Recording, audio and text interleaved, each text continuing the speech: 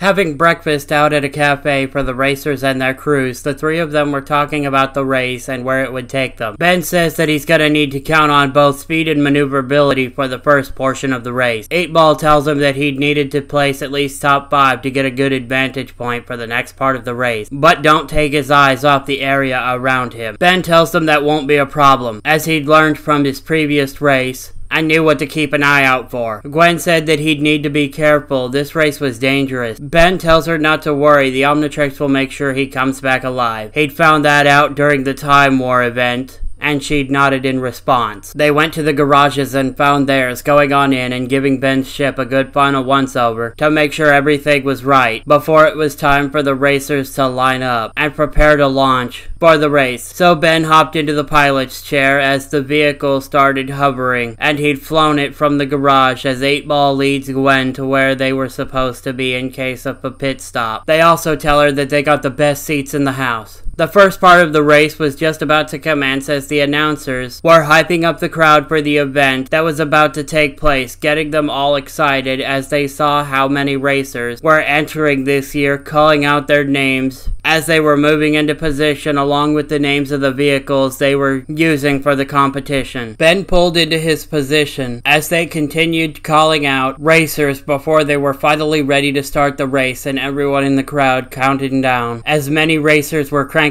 their engines, and once they were given the go-ahead mark, they all started racing, launching out of the gates like rockets as they continued onwards. The first part of the race was the lava plane, which had gushing magma shooting up like waterspout, lava pits that they'd have to find their way over or around, and finally, Kitazel blowworms, which were giant lava snakes that would chomp down on anything and everything that got in their path. A lot of racers had already been taken out from the race as Ben cranked the speed, hitting a sloped rock, launching himself over a pit as a geyser began to start and shoot magma up from its pit, with him just barely avoiding being caught in it, and he raced around as another racer tried to bump him out of the race, slamming into his side to push him out of their way. Gwen called out that guy was cheating, but 8-Ball says that everything during the race is legal. The racer tries to slam into him again, but Ben waits for just the right moment, then hits the brakes to slow himself down, making the racer drive off a cliff, and a blowworm swallowed them whole as the racers continued. Ben then contacted 8-Ball, asking him to do a remote survey of the vehicle, and told Gwen that he was alright at the same time as the Kinet began to do just that, telling them that other than a few scratches on the side, everything looked good. He's clear to proceed at his own discretion. Smiling, he says to copy that before he then speeds up, going faster to get ahead of the competition. This time he'd hit a side course that'd cut his time and get him ahead if he'd managed to make the jump. Cranking up the speed even more, he then hit the extra thrusters to give him more speed as he launched himself off the jump. A massive blowworm appeared, missing Ben as he'd managed to reach high enough that they barely missed him, but did snag the two other racers that were behind him because they hadn't gotten the same height he did. They hit the other side of the gap, banging the bottom of the vehicle onto the ground as he did so, swerving a bit but managing to stabilize. 8-Ball contacted Ben, telling him to take it easy on the jumps like that. Too many may damage the bottom casing while running. Another diagnostic with Ben having taken the number 2 spot, but just barely, with him continuing forwards. Nodding, Ben says he's taking the second position while continuing to race. Gwen says that she wants him back in one piece and he needs to be careful, with him telling her that it was fine, while racing forwards, asking the diagnostics from 8-Ball, who says that he's damaged the underside and another slam like that would bust open the outer casing of the Absolution. Ben says that he'll come in for repairs